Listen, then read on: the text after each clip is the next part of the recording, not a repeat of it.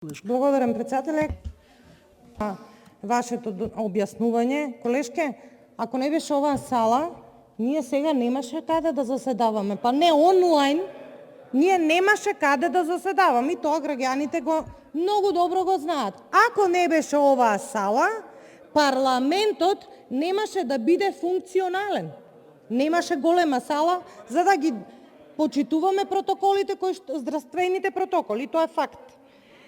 Во вашиот говор, колешке, кажавте една реченица, не е целта да дојдеш на власт и да го лажеш народот и да се богатиш на сметка на него, и јас тука, ама 100% ве поддржувам. И така.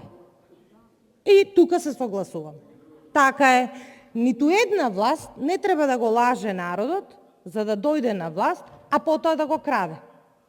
Само да ве потсетам, бидејќи употребивте збор очај, очајно е, колешке, да велиш пред избори и да се колнеш во жицата македонска и да велиш на народот не го менувам уставното име, а вчера, без никаков срам, образ и перде, да одиш во куќата каде што се родил Блаже Коневски. Вчера цитиравте едни мисли, ама таа не ја исцитиравте неговата мисла, големо ни е името, ќе ни го земат. Па седнал оној вашиот лидер, лажгото на векот, да се слика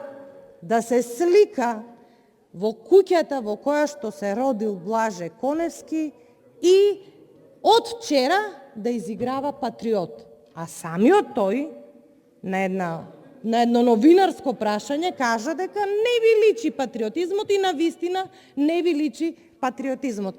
Тоа е очај. Тоа веќе е очај.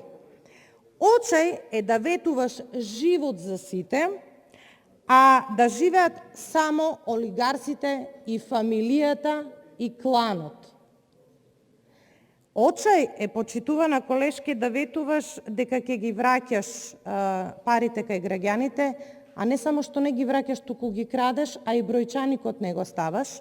Очај е да велиш дека капитални инвестиции еве ги на прагот се, ама се оти корона криза е, па нема, не работат границите, Google и Facebook чекаат на граница.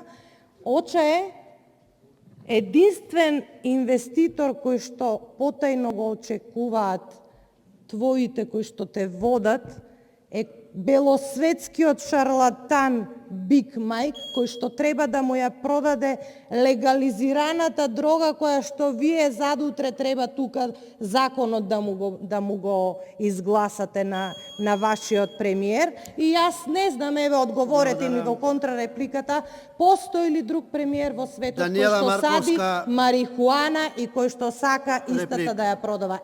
Тоа е очај и тоа е срамота и тоа, Бога ми, е комплекс на целиот македонски народ.